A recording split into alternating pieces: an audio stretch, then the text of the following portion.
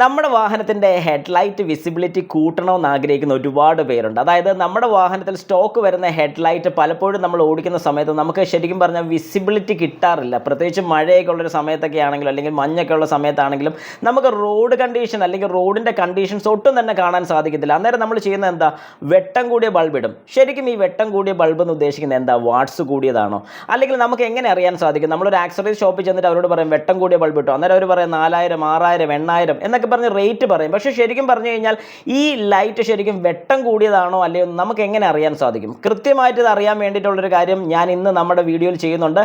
ഇന്നത്തെ 9:30 വീഡിയോ നിങ്ങൾ മിസ് ചെയ്യരുത്. MJ Explorer എന്ന് പറയുന്ന നമ്മുടെ യൂട്യൂബ് ചാനലിൽ അതിൻ്റെ ഡീറ്റെയിൽഡ് വീഡിയോ വരുന്നത് ജസ്റ്റ് ഒന്ന് കണ്ടു നോക്കുക. കൃത്യമായിട്ട് നിങ്ങൾക്ക് മനസ്സിലാവും ഏത് ബൾബ് എടുക്കണം. അതായത് ബൾബ് എടുക്കുന്ന സമയത്ത് ഏത് ബൾബിനാണ് വെട്ടക്കൂടുതൽ, എങ്ങനെ ഇത് കണ്ടുപിടിക്കാൻ സാധിക്കും എന്നുള്ളതിനെക്കുറിച്ച് കൃത്യമായിട്ട് ഇന്ന് 9:30 ആകുമ്പോഴത്തേക്കും നമ്മുടെ ചാനലിൽ വീഡിയോ വരുന്നുണ്ട്.